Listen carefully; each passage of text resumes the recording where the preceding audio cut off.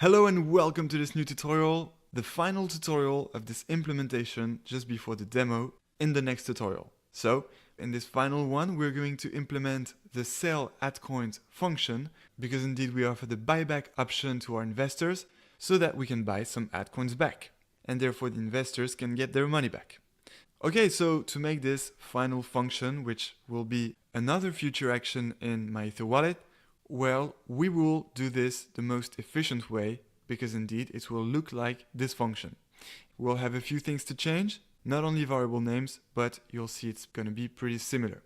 So I'm copying this, just this way, copy, and right here, I'm pasting this previous function we made. All right, a red flag here because we have the same function by @coins, but this one is going to be called, of course, sell @coins. Sell @coins. So let's go through each line one by one and see what we need to change.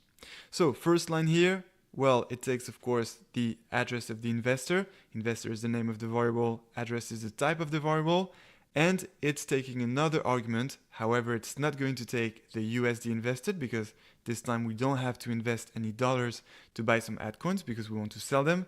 But since we're selling some @coins, well, we need to specify how many @coins we want to sell. And therefore, very simply, the second argument here will not be the USD invested, but let's call it the @coins. And then, for example, sold, or @coins to sell, as you want. But that's basically the number of @coins the investor wants to sell. And that's an unsigned integer again, because of course, we're not playing with @coin cents. So @coin sold, there we go. We have our two arguments still external. We're outside of the contract. So all good for this first line. Now, second line. So the second line is, remember, using our modifier, which will check if the investor can buy some @coins. So here, of course, it's totally irrelevant because we don't need to check that we can buy some @coins if we're selling the @coins. So I'm just removing this and I'm putting the bracket right here in the previous line to start the function. And here, that's where we start defining the function. All right, so now this line, what do we have to do?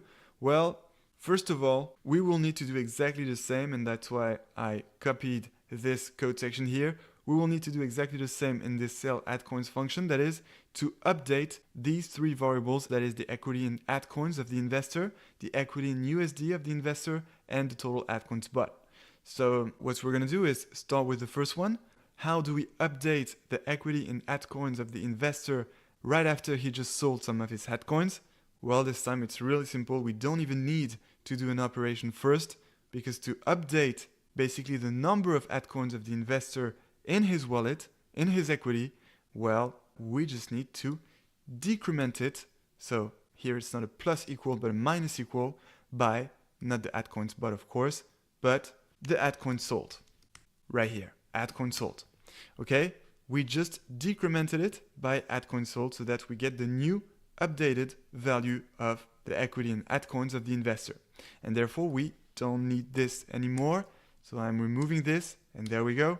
First variable successfully updated. Now, let's move on to the second variable. How do we update the equity in USD of the investor? Well, please say it before me. What I want to say is, of course, my classic good news, because indeed, we don't have to update anything here. The equity in USD can simply be obtained by dividing the equity in @coins by 1000. And that's already what we do here. Therefore, job done for the second variable. And now the third variable, total @coins bought, is incremented here by the @coins bought. So first of all, the @coins bought don't exist anymore. So removing this. And so now what do we have to do? What do we have to do to update the total number of @coins bought by all the investors, including this one we're dealing with right now? Well, very simply, right after he sold or she sold his or her @coins, well, we will need to decrement the total number of @coins bought by all the investors by, what is it going to be? Well, very simply, of course, the @coins sold. So I'm just copying this and I'm decrementing the total number of @coins bought by all the investors by the number of @coins sold by this specific investor. Okay, and now I'm going to say it again. Good news again. It is time for the demo. So we're done with our whole implementation.